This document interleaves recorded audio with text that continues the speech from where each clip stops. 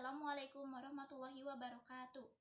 Puji sinareng syukur, hayu urang sami-sami panjatkeun kehadirat Allah SWT kanggo sagala kenikmatan anu atos dugikeunna. Kukersana hayu urang tiasa ngariung mumpulung ti ieu patepatan. Salawat sareng salam mugi salamina dilimpahkeun ka junjunganna Kanjeng Nabi Muhammad sallallahu alaihi wasallam. Ka kulawargina, ka para sahabatna, at-tabi'in tabi'ut tabi'ina sareng urang sadaya salaku umatna. Tepangkeun singkuring hamia Aisyah Mardia, singkuring asmana janten panembu catur. Langkung tipayun ngaturkeun nuhun ka para hadirin anu parantos sumping di sawala kanggo medar sareng ngadiskueun ngeunaan sampah anu aya di Indonesia. Uituna hayu urang buka ieu sawala ku aosan bismillah sasarengan. Bismillahirrahmanirrahim. Para pangjejer sareng para pamilon anu kusimkuring dipika hormat, saat acana nincakana acara, simkuring nepangkeun pangjejer anu bade ngadugikeun kumandangna. Nyaeta Dr. Andes Hajinono Haryono, mantena mangrupakeun guru PKN anu aya ti SMA hiji Majalengka. Hatur nuhun Bapak kana kasumpinganana.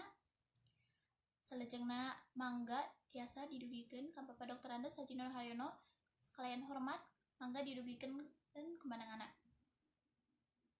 Hatur nuhun Bapak Dr. Andes Hajinono anu parantos ngadugikeun kumandangana. Nurutkeun mantena sampah teh sok jadi masalah anu aya tiap tahunna. Tina data KLHK, Indonesia ngahasilkeun saeutikna 64 juta ton sampah tiap tahunna. Pangolahan sampah ieu tiasa urang olah 100%. Eta oge kudu dina pertimbangan deui anu tiasa diupayakeun deui. Salajengna mangga Bapak Ibu hadirin sadayana pilih aya anu bade ditaroskeun.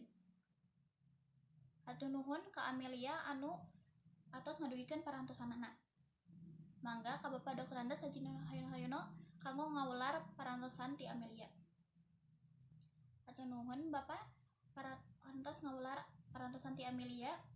Isi wularna nyaeta upaya-upaya anu tiasa dilakukeun kanggo ngolah sampah anu aya di Indonesia.